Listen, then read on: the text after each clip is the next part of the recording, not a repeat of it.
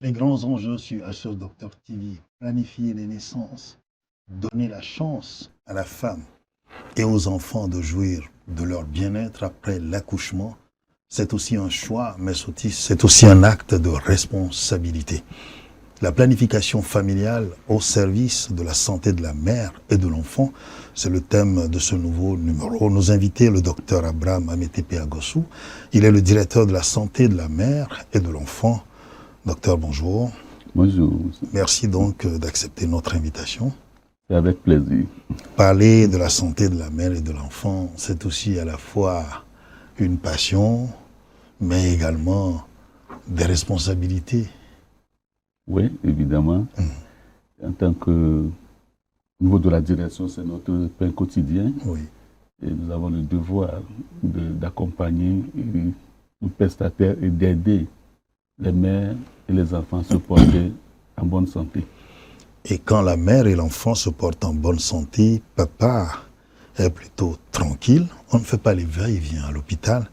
Et donc la famille jouit de son bien-être et la communauté également. Docteur Noélie Kowikoudam, vous êtes directrice exécutive de l'ATBF. Merci d'avoir accepté nous rejoindre sur ce sujet.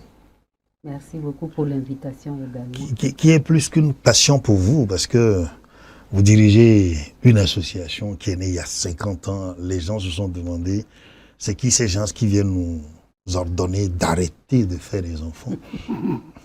50 ans après, peut-être que la mentalité a évolué, vous me direz, mais parler de la mère, de l'enfant et puis d'espacer les naissances, c'est vrai que c'est bien au-delà de ce que j'exprimais au début.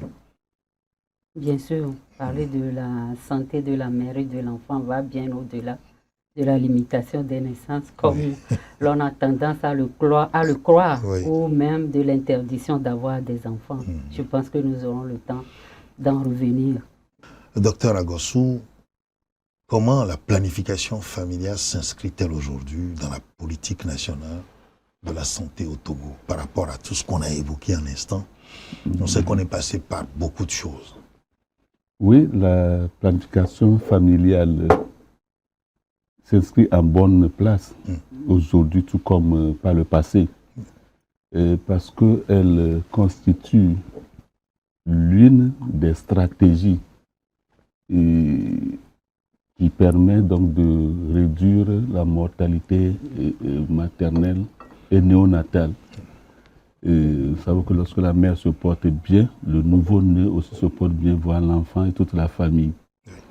En effet, des études ont montré qu'une planification familiale bien conduite permet de réduire de 30% la mortalité maternelle.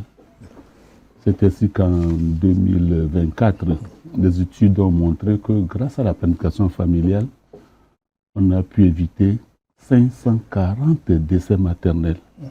C'est pour cela que le Togo a donc maintenu cette stratégie comme une stratégie qui permet vraiment d'assurer la bonne santé de la mère, de l'enfant, de la famille. Alors, ce que vous dites, je comprends qu'aujourd'hui, si on veut parler de la santé de la mère et de l'enfant, on peut dire que la mère et l'enfant devraient normalement se porter bien au Togo. Oui, je l'affirme. Eh bien, je prends cette affirmation pour acquis. On verra donc dans la suite de notre émission. Alors, Madame la directrice exécutive, c'est vrai, quand on parle de ce sujet, il y a un acteur clé de la société civile qui est l'ATBF, qui, sinon une actrice clé, j'allais dire, qui, pendant 50 ans, a œuvré justement à contribuer significativement au bien-être de la mère et de l'enfant. Mais vous-même, de par votre bilan aujourd'hui, vous fêtez 50 ans, hein, on aura l'occasion d'y revenir, de par le bilan qu'on a aujourd'hui, est-ce que cela confirme les dires du docteur Agossou? Oui, je ne saurais contredire ce que le docteur Agossou a dit. Sinon, la TBF n'existerait pas. N'existerait pas, comme vous le savez. Donc, Oui. depuis sa création en 1975, la TBF vraiment s'est engagée pleinement dans la planification familiale. C'est d'ailleurs notre cœur de métier, de prédilection. puisque nous faisons partie de la grande famille de l'IPP, la Fédération internationale pour le planning familial, qui a vu le jour en 1952 à Mumbai, en Inde, et qui est né du constat des pères fondateurs, vraiment, des problèmes des 4 P, si on peut le dire comme ça, qui consistent, il y avait trop de grossesses précoces, trop de grossesses rapprochées, trop de grossesses tardives également, et trop de nombreuses grossesses également, c'est-à-dire des femmes qui ont au-delà de 4 grossesses. Du coup, la fédération est née, et de ça, elle s'est fait comme point de bataille la planification familiale. Et du coup, toutes les associations qui ont adhéré à cette fédération sont en même temps dans la planification familiale de plein pied. D'office, oui. Voilà. Voilà, le cœur d'action, on va dire, disons, les services de prédilection restent donc effectivement se lier à la planification familiale.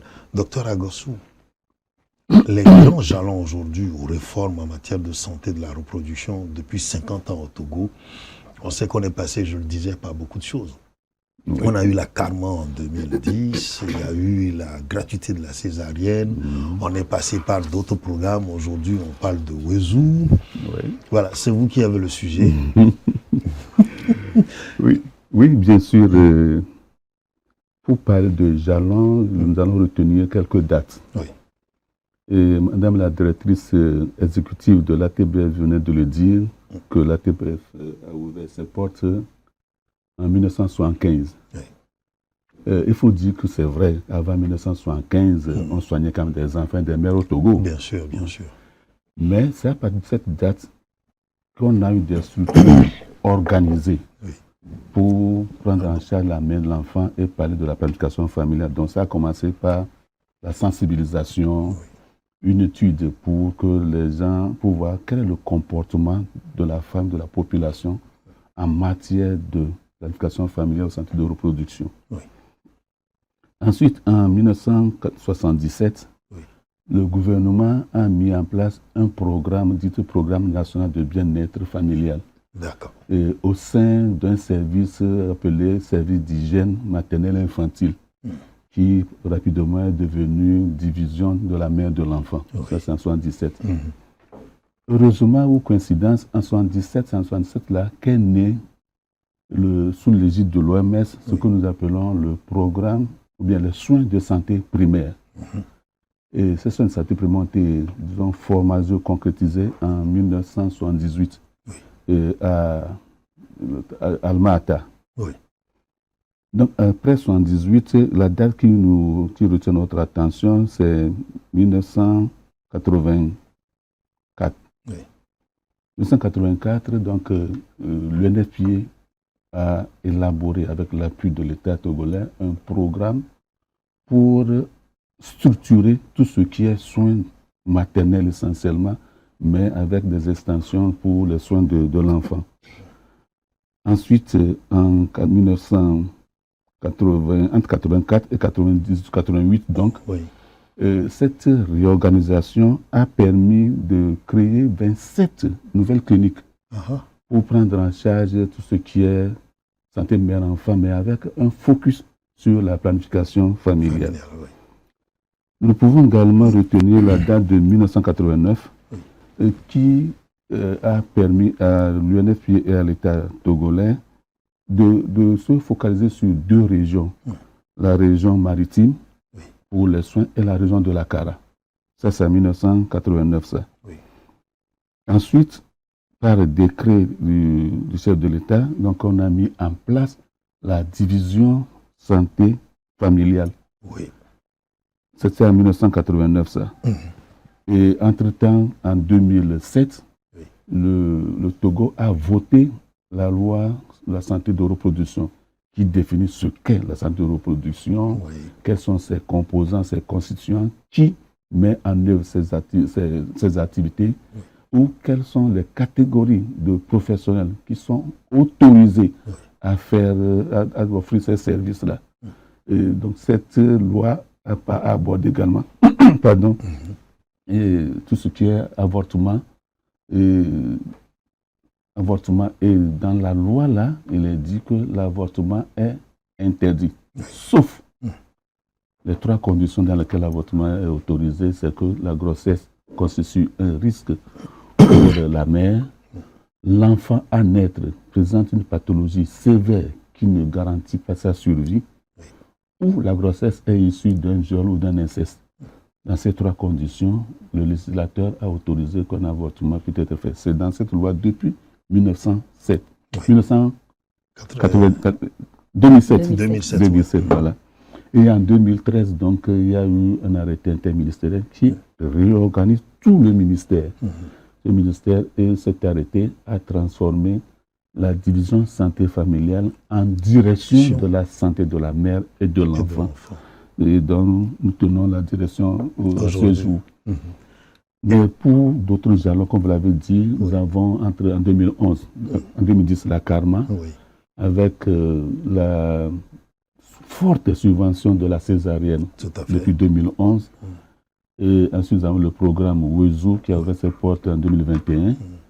Et jusqu'à ce jour, et récemment, en janvier 2024, le début de la MUE. Tout ça là, l'assurance maladie, tout ça pour réduire les dépenses directes des ménages, afin de les encourager à utiliser et avoir un accès facile aux formations sanitaires. Donc une femme enceinte ou la femme qui a un accès facile à la formation sanitaire prendra assez tôt la décision d'aller à l'hôpital, n'aura pas peur de dépenses parce que c'est que les dépenses sont couvertes. C'est vrai, c'est toute la famille. C'est ce qui fait que les gens n'arrivent pas à accomplir les 4, disons, actes de consultation prénatale. Justement, parce qu'on a peur des dépenses, on a peur des tracasseries. Et l'autre élément également, la réticence des hommes à... Quand ils tournent le dos, ils attendent que le tombe. Et la femme seule qui fait. Sachant qu'une partie des dépenses sont prises en charge. Voilà. Je crois que une des dépenses est prise en charge. Donc l'homme pourra facilement accompagner son épouse à l'hôpital. En réalité, on voit bien donc tout le cheminement. Donc c'est une sorte de genèse qu'on a fait de la consécration, de la santé de la reproduction au Togo. C'est un chemin quand même que la TBF a suivi, puisque entre-temps la TBF naissait en 1975, elle l'a dit. Je reviens donc à vous, docteur Afem, madame la directrice exécutive. Alors, la TBF naissait en 1975 et aux côtés, l'État également mettait les choses en place pour faire évoluer la santé de la reproduction. Mais chez vous, quels ont été les moments les plus marquants de la TBF en un demi-siècle d'existence au service justement du bien-être de la mère et de l'enfant? Merci beaucoup pour la question. Comme Dr Agossou l'a dit tout à l'heure, la TBF a également contribué à la mise en place de ce service-là avec le plaidoyer qu'elle a également mené auprès de l'État entre 1975 et 1977 pour la mise en place du PNBEF, comme l'a dit Dr Agossou tout à l'heure. Et donc la TBF, depuis cette année-là, avait déjà commencé les activités de sensibilisation auprès des ménages. Les personnes âgées peuvent même se rappeler encore cette campagne qui a été menée contre les PDV, comme on le dit dans notre patois, avec des affiches familles nombreuses, familles planifiées et tout cela. Les bambins, oui. Exactement. Donc la formation également, la TBF a été également pionnière dans la technologie contraceptive et elle a pu, aux côtés de l'État, du ministère de la Santé, former également des cadres de la santé et tout.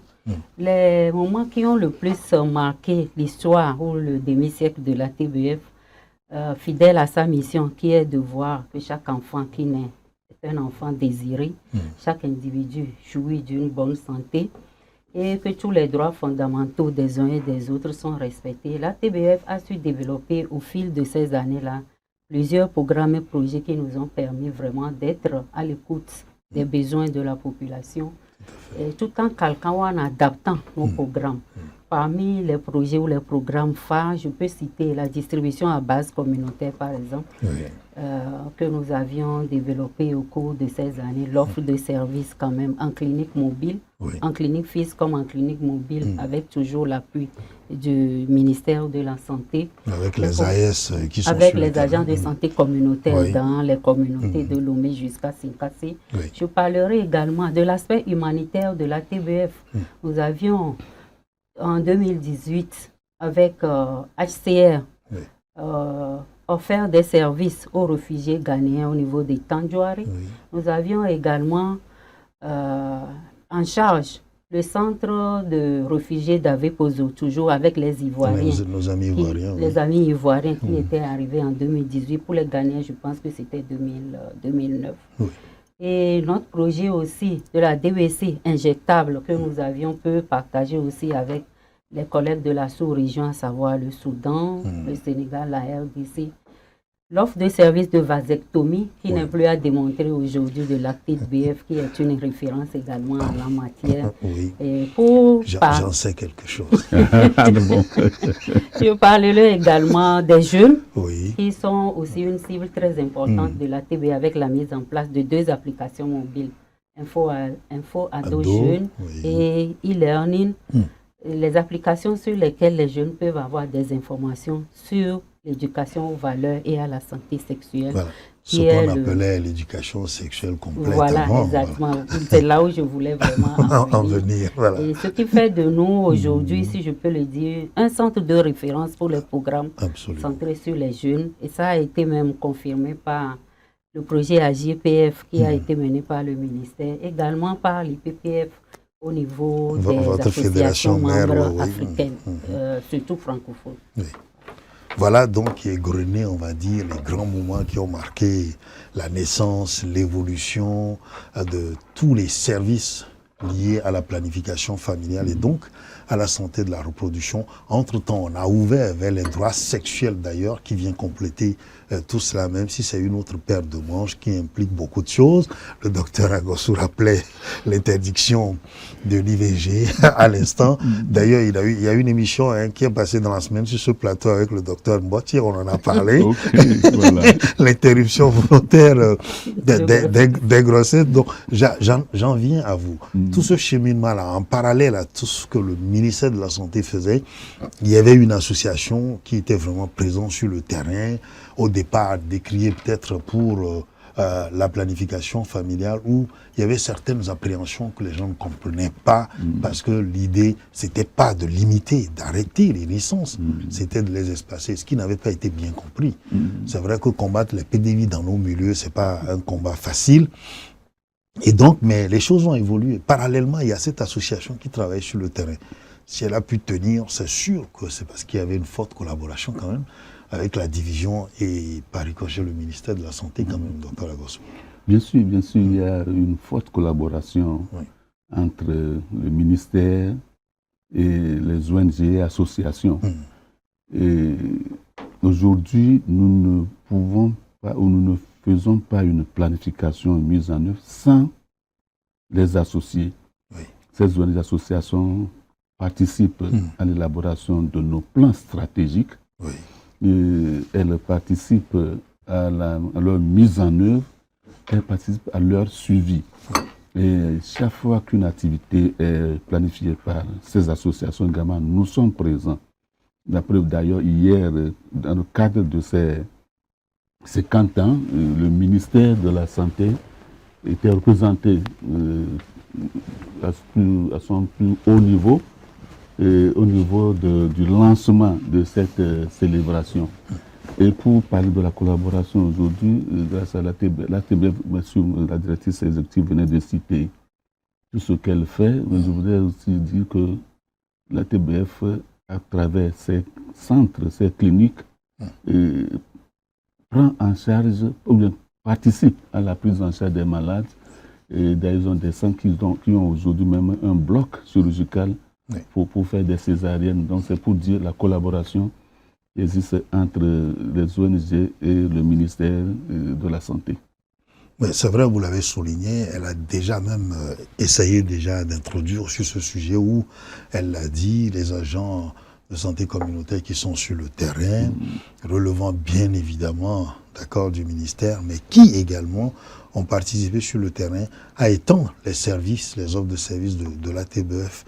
Mais comment la TBF, au fil des années, Madame la directrice exécutive, a su s'adapter, parce qu'il y a eu quand même des bouleversements, des changements socio-culturels dans notre pays.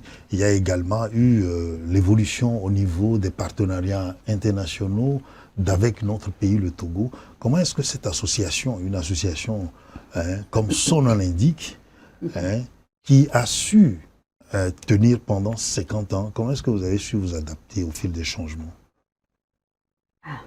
Comme tout le monde dans la vie, on a des hauts et des bas. Oui. Et ce qui est intéressant à la TBF, c'est son identité.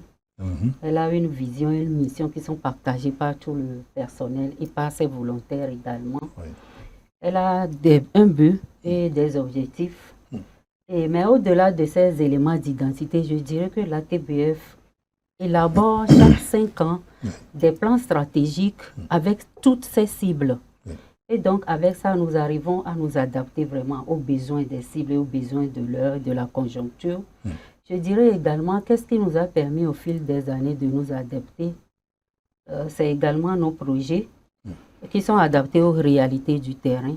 Je parlerai également de notre proximité avec l'administration, les directives nationales également, et avec le gouvernement togolais. Tout cela renforce notre adaptation au changement. Et donc, c'est pour cela que nous travaillons en étroite collaboration avec le ministère de la Santé à travers la direction de la mère et de l'enfant. Et nous suivons vraiment les directives nationales pour nous adapter au changement de l'heure et également aux directives de l'OMS. Oui. C'est vrai qu'on n'invente pas, on innove, mais en tenant compte, disons, des politiques nationales en matière de santé de la reproduction, telles que rappelées par le docteur Agossou dans les jalons qui ont été posés durant ces 50 dernières années. La journée mondiale de la contraception vient de passer, d'ailleurs, c'était le 25 septembre. Donc le sujet, il a tout son sens et mérite d'être discuté comme on le fait. Docteur Agossou, aujourd'hui, est-ce que les choses ont changé ou comment ont-elles évolué en termes de prévalence aujourd'hui dans la contraception? Quels sont les chiffres qu'on peut nous partager avec nous, ou alors quelles sont les tendances? Est-ce qu'on est champion dans la sous-région? Je sais qu'on est champion dans beaucoup de choses. Le Togo est un bon élève en matière de directives internationales. Oui. Là aussi, je sais que je ne serai pas déçu, mais confirmez mes dires. Oui, nous sommes quand même en bonne place. Nous ne tenons pas la tête au niveau, dans la sous-région, mais nous sommes quand même en bonne place. Et le chemin parcouru est quand même à féliciter. C'est ça. Et lors de l'enquête démographique de santé de 1998, je veux juste commencer par là, nous avions 7% comme taux de prévalence contraceptive. D'accord. 7. Oui. Donc en dessous de la dizaine.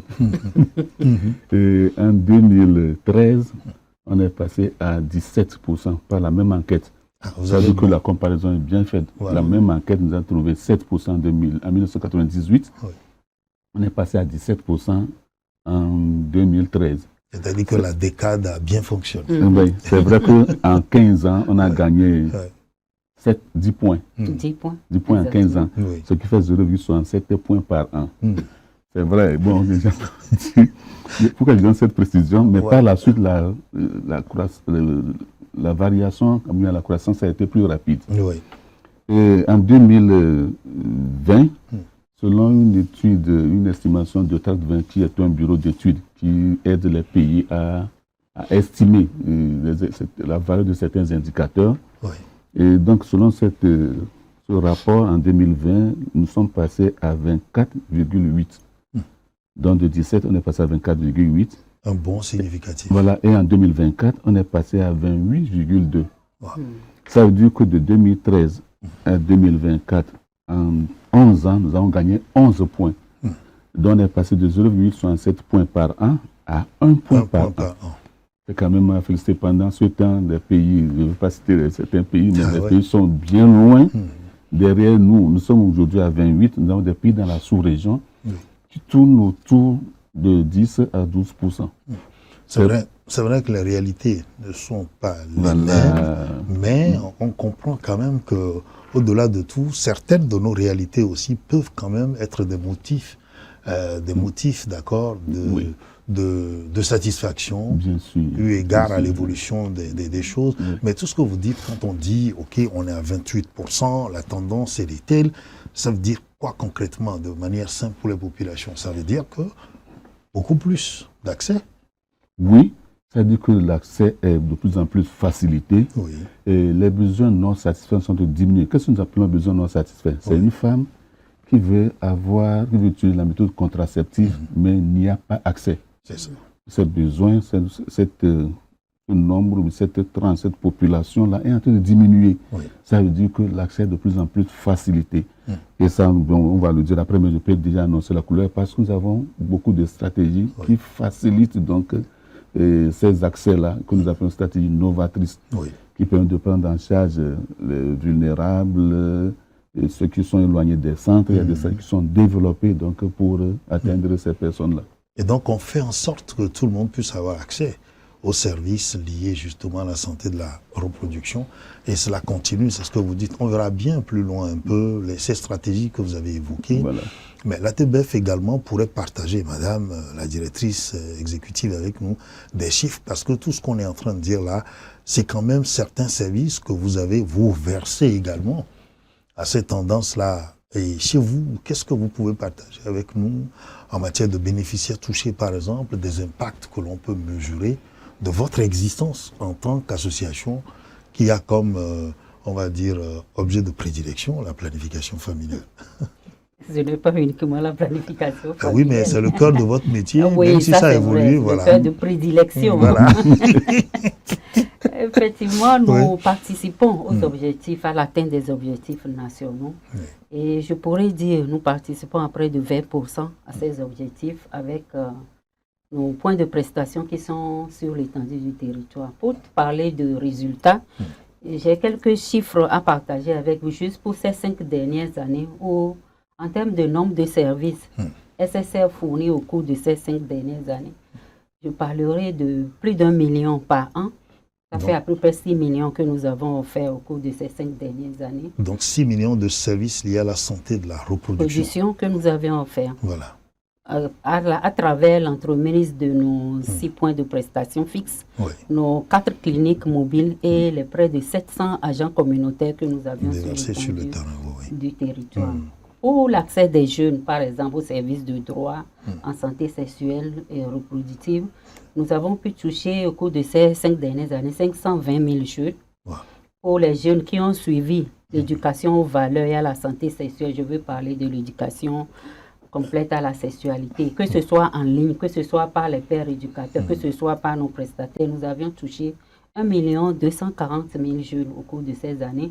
Et un indicateur aussi très important dans la planification familiale, le couple année-protection. Par exemple, au cours de ces 5 dernières années, nous avions touché 338 000, où nous avons pu réaliser 338 000 couples année-protection. En termes de politique ou de cadre juridique, nous avions pu également contribuer aux côtés des autres acteurs à mettre en place le programme de lutte contre les grossesses et les mariages chez les adolescentes en milieu scolaire et extrascolaire. Nous avions pu également contribuer aussi à la loi portant protection contre les apprenants en milieu scolaire, qu'on appelle communément loi Kokoroko, si je peux le dire ainsi, qui a été promulguée en 2022. Absolument. Nous avions contribué aussi à l'intégration de l'éducation aux valeurs à la santé sexuelle dans les curricula de formation des enseignants. Tout ceci grâce aussi au ministère de l'Éducation, qui a pu aussi accepter la chose, qui a pris à bras le corps le problème et qui nous aide beaucoup sur le terrain pour l'intégration ou pour la pénétration des milieux scolaires. Tout autre chiffre que je pourrais dire, aujourd'hui ATBF est considéré comme un centre d'excellence, comme je le disais tantôt. Et à ce titre, nous avons renforcé plus de 15 associations membres francophones de l'IPPR qui viennent apprendre plutôt au niveau de la TBF sur comment nous intervenons. Et ça, comment nous le faisons? En invitant le ministère de l'Éducation des autres pays à venir apprendre de nous, puisque dans ce sens-là, je dirais que le ministère de l'Éducation du Togo ou le Togo est vraiment ouvert à tout ce qui est éducation sexuelle en milieu scolaire. Et donc, ces ministères des autres pays qui ont des problèmes viennent plutôt apprendre comment ça se passe à notre niveau et comment ils pourront aussi le faire à leur niveau pour pouvoir donner les informations qu'il faut aux jeunes qui aujourd'hui en ont vraiment besoin. C'est-à-dire qu'on crée un écosystème, Dr Agossou, qui permet de dire, voilà, il y a de l'incubation, on prend un chemin, alors tous les acteurs se mêlent à la danse, les décideurs sont là, les pouvoirs publics sont là, et donc on a la société civile qui travaille beaucoup, parce que également, même si on parle de la TBF aujourd'hui, il y a d'autres, vous l'avez dit, d'autres associations également que vous mêlez à tout ça là, à tout ce mouvement pour qu'on arrive à quelque chose. Mais aujourd'hui, quels sont les objectifs du ministère en matière d'accès aux services de planification familiale, au-delà de tout ce qu'on a réalisé comme performance? C'est vrai que les défis restent encore énormes, comme on dit. Beaucoup de choses ont été faites, mais beaucoup reste encore à faire. Bien sûr, beaucoup reste à faire. C'est pour cela que nous sommes là. Et je pense que cette émission même fait partie de ce qui reste à faire pour encourager des gens. Et donc les objectifs, nous avons un document qui a fixé des objectifs jusqu'en 2026. Et nous avions prévu ce document a été élaboré en 2020, appelé les engagements du ministère de la Santé par rapport à la planification familiale. On avait prévu donc de quitter 23,1 en 2020 pour être à 32% en 2026.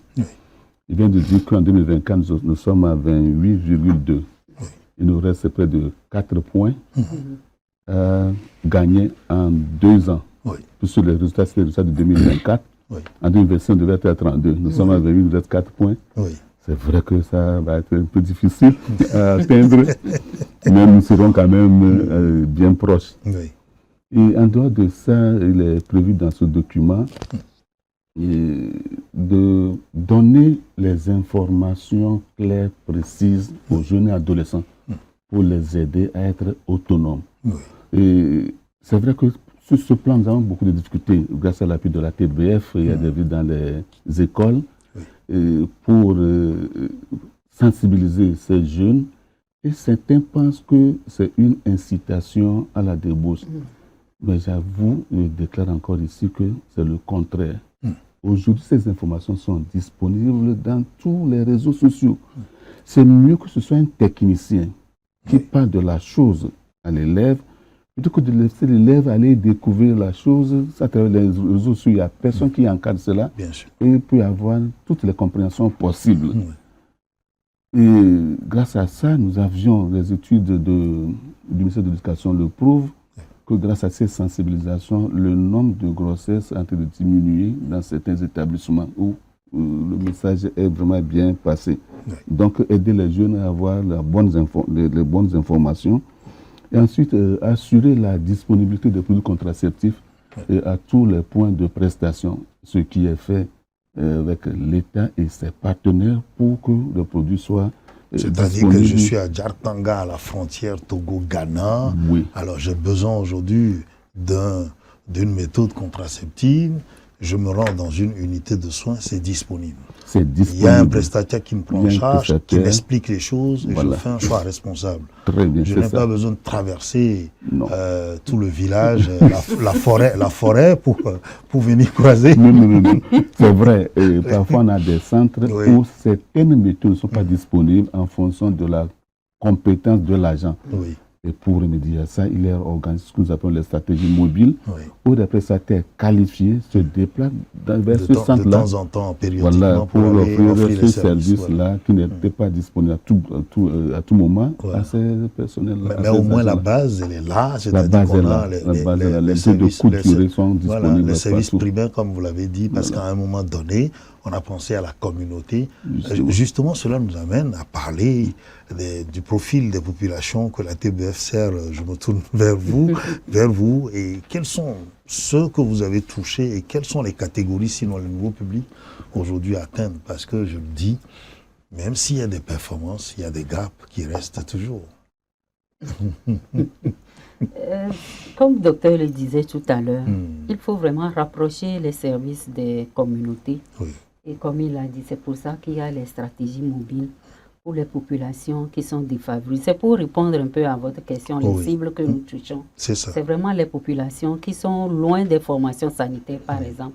Là où on ne peut pas avoir tous les services, la clinique mobile ou la stratégie avancée vient pallier un peu à ce manquement-là. Oui. Parce qu'à bord de la clinique mobile ou lors des stratégies avancées, on essaie de disponibiliser toutes les méthodes pour permettre aux femmes d'avoir un large choix. Donc, en termes de population, à part ces services et ces personnes qui vivent très loin des formations sanitaires, nous avions les jeunes qui sont une cible de choix par rapport à leurs besoins aujourd'hui, qui sont la relève de demain. Bien sûr.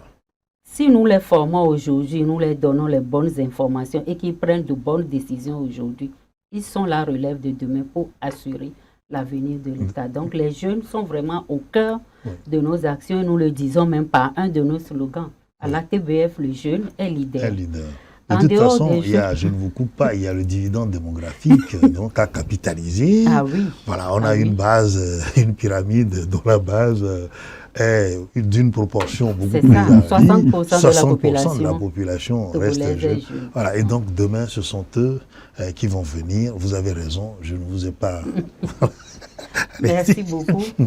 En plus des jeunes, les femmes, évidemment. Bien sûr. Les femmes, c'est la femme qui porte la vie, si on peut le dire. Donc, la femme également est une cible de choix de la TBF. Il est également dit dans les EDD, ne laissez personne de côté. Donc, les personnes marginalisées comme les LGBT, par exemple, également. Ces populations clés-là. Les populations clés qui sont marginalisées, qui n'ont pas forcément accès aussi à ces services. Nous essayons de former également nos équipes, nos prestataires, pour qu'ils soient des prestataires friendly, pour pouvoir offrir le service parce qu'ils ont également droit aux meilleurs soins, aux meilleurs services de santé.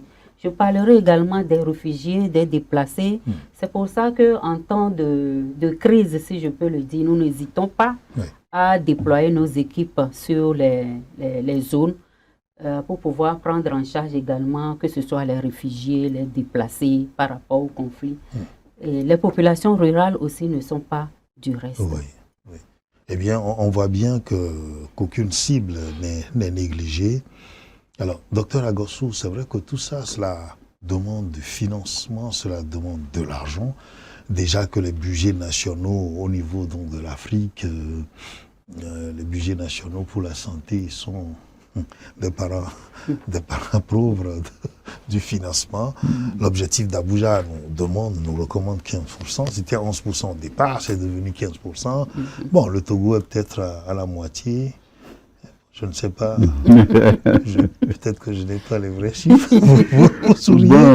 Mais déjà, on sent quand même que s'occuper, disons, des urgences, comme on connaît d'habitude, de venir parler de la santé, de la reproduction, qui, même si, on va dire, les idées reçues ont évolué, dire qu'on injecte de l'argent, quels sont les partenariats aujourd'hui régionaux qui soutiennent les efforts que le Togo fait? Et puis après, on va parler des perspectives pour vous deux très rapidement et on va conclure parce que le temps est pris contre nous. Voilà. Oui, heureusement, sur ce plan, j'avais dit tout à l'heure dans l'objectif du troisième objectif qui consistait à assurer la disponibilité des produits à tous les niveaux. Nous avons dit qu'il y a l'État qui fait sa part. Heureusement, il y a des partenaires qui nous soutiennent. Et parmi ces partenaires, bon, pour ne pas faire de jaloux, mais c'était quand même ceux qui sont très, très habitués avec nous. Il y a Lionel Pied. Les traditionnels. Les traditionnels. Il y a Lionel Pied qui contribue. Le Fonds des Nations Unies pour la population et le développement. Ils ont changé de nom, mais je n'ai pas gardé ça. Ils ont changé, ce n'est plus le Fonds des Nations Unies pour la population, ils ont une nouvelle dénomination que je n'ai pas retenue. Ils ont ajouté santé de la route. Voilà. Ah, d'accord. Oui, parce qu'ils ont longtemps financé ce domaine-là Oui, aussi. oui. Entre-temps, vu les directives internationales aussi, c'est de pouvoir ajouter cet élément. Oui, allez-y, on va trouver le nom. La santé de la mère et de l'enfant. Donc, qui contribue beaucoup. En dehors de l'UNFPA, nous avons l'OMS, c'est vrai, qui est beaucoup plus dans ce qui est norme, mais qui est dans le renforcement de compétences. Et quand j'avais dit tout à l'heure qu'il y a des zones, lorsqu'on n'a pas de personnes qualifiées, tous les services ne sont pas disponibles. Donc, à travers le renforcement de compétences du personnel, les services peuvent être disponibles dans toutes les formations sanitaires qui disposent de gens compétents. Donc, l'OMS est vraiment sollicité ou appuyé dans ce domaine-là. Nous parlons de planification familiale, mais je peux citer l'UNICEF aussi qui intervient en tout ce qui est dans la santé de l'enfant. Oui. Puisque, j'avais dit tout à l'heure, lorsque la mère se porte bien, le nouveau-né, l'enfant se porte bien. Donc l'UNICEF aussi fait sa part dans ce qui est santé de l'enfant. Nous avons la coopération allemande à travers GIZ, CAPW, qui appuie directement la mise en œuvre des stratégies de planification familiale, la mobilisation des agents de santé communautaire, le renforcement, réhabilitation des structures, de l'infrastructure. Et il y a l'OAS qui nous appuie également dans l'achat des produits contraceptifs. Et il y a la Banque mondiale, la Fondation Suzanne Buffet qui sont là. Il y a Santé intégrée qui vient d'intégrer. Ça fait longtemps quand même qu'ils sont aussi au pays et qui appuient. Et ces activités, nous avons l'Agence française de développement, l'AFD.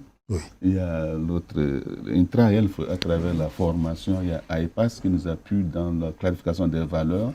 Et il y a DKT, il y a l'USAID qui nous appuie jusqu'à sa mort récente. Mais maintenant, donc, toute une série de partenaires qui nous appuient. Donc, si on peut situer les appuis, il y a l'achat des produits contraceptifs, l'appui de la mise en œuvre, le renforcement de compétences, l'équipement, le renforcement des infrastructures et la mobilisation autour des agents de santé communautaire qui peuvent aussi contribuent pas, qui participent donc sur le terrain. Sur le terrain, voilà.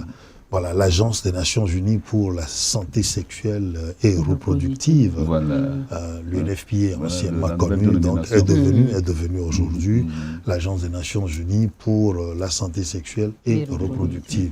Voilà un nouveau positionnement, d'accord, qui clarifie carrément, on va dire, la nouvelle vision du système des Nations Unies d'accès justement les services sur la santé de la reproduction, comme on le disait tout à l'heure. Alors, DE, comme on vous appelle, d'accord, affectueusement dans les cliniques de l'ATBF et aussi au sein de votre siège. Alors, c'est vrai qu'on a vu tout ce qui a été réalisé, ce sont des performances avec l'appui de l'État également, mais des médias aussi, il ne faut pas l'oublier. Chacun va prêcher pour sa chapelle.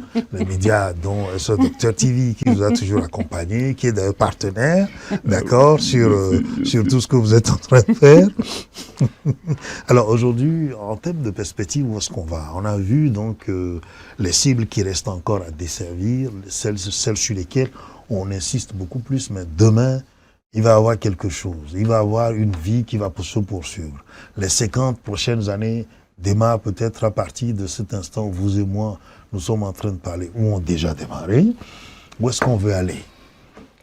Je dirais pour les 50 prochaines années, la TBF a quelques axes prioritaires et qui se basent sur les piliers de notre fédération, qui sont également définis dans la vision de notre association. Et ces piliers-là sont de 4 ordres, si je peux le dire. On retiendra le pilier 1, qui est de centrer les soins sur la personne. Nous voulons vraiment améliorer l'accès et la qualité de nos interventions de services SSR. Le pilier 2, c'est de faire évoluer les questions de sexualité Nous l'avons démarré, mais il faudrait faire encore évoluer ça et dépasser les mœurs, les normes subjectives également. Tel que c'est perçu aujourd'hui dans nos sociétés, nous voulons aller au-delà de ça. Le pilier 3, la solidarité pour le changement, qui consiste vraiment à faire des alliances.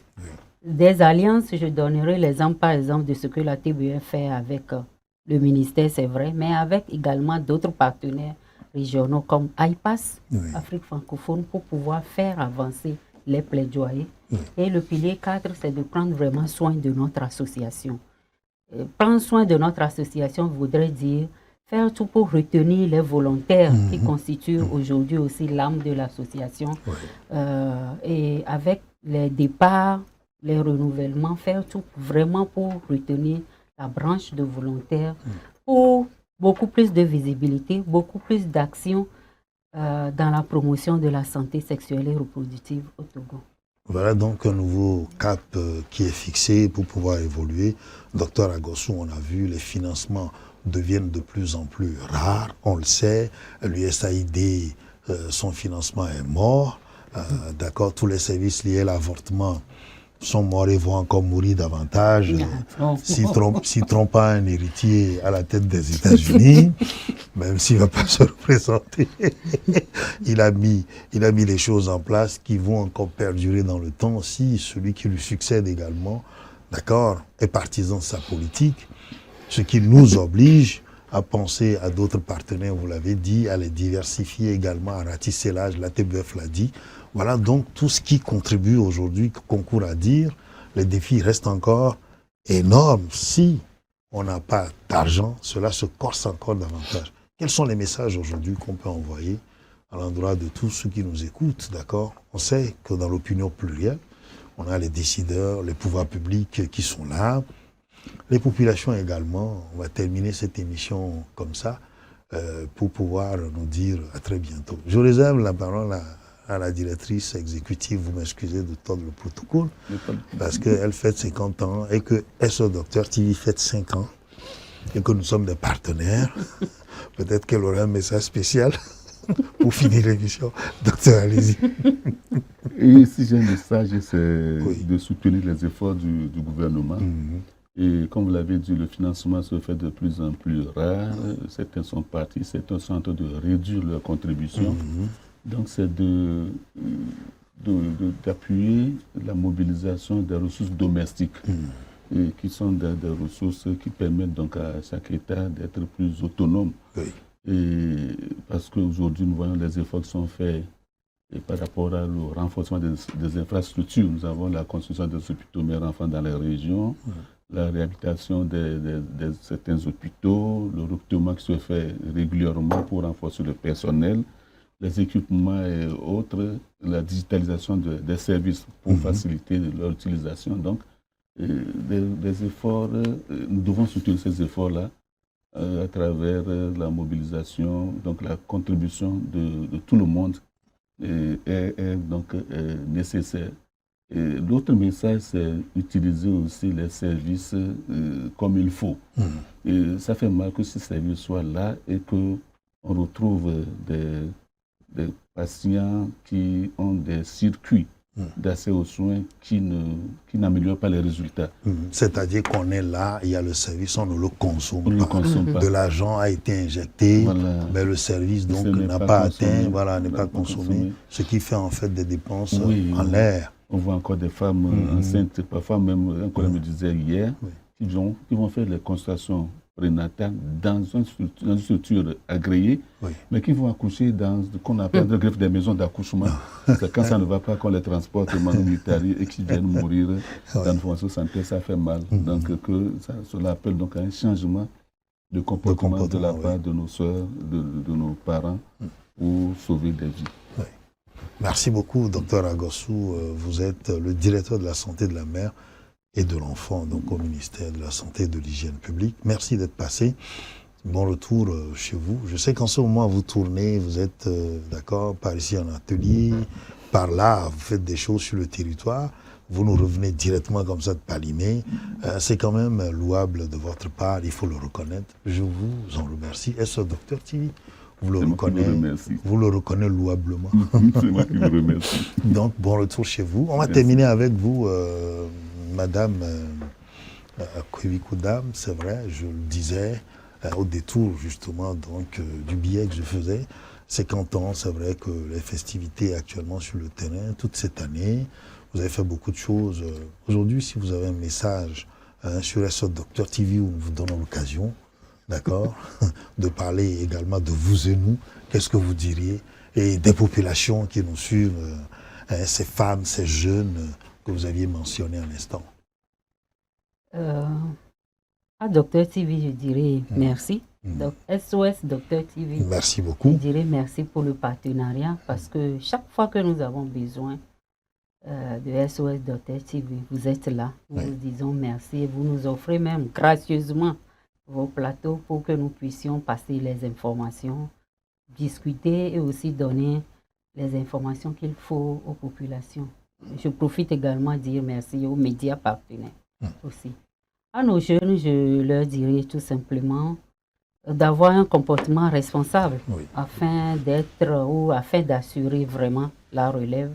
Et je les invite donc à suivre nos applis ou à visiter nos applications en ligne pour avoir les informations fiables.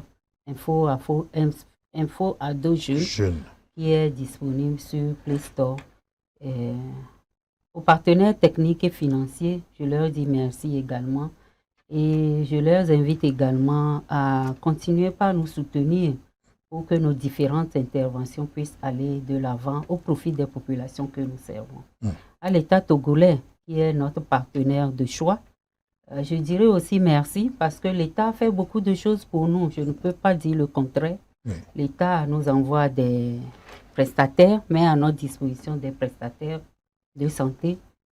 L'État met également les intrants à la disposition de la TBF. Nous leur disons merci. Mais comme l'homme n'est jamais satisfait, nous voulons qu'il nous appuie encore plus, qu'il nous soutienne encore plus. Le fou là où il trouve à manger, c'est là-bas qu'il revient toujours. Donc. Et pourquoi pas déclarer la TBF comme une ONG d'utilité publique. Ça va beaucoup aider l'association dans la pérennité de ses activités. Merci beaucoup, Noélie Kwewi-Koudam, pour ces messages donc, à l'endroit de tout ce que vous avez évoqué, les jeunes, les femmes, mais également les médias et particulièrement SOS Docteur TV. Merci donc d'être venu. On va dire bonne célébration à vous, mais également bon vent pour la planification familiale et la santé de la mère et de l'enfant au Togo, puisqu'il y va de notre intérêt pour avoir la relève de demain et avoir une population très active. Merci de votre fidélité. Nous finissons comme ça.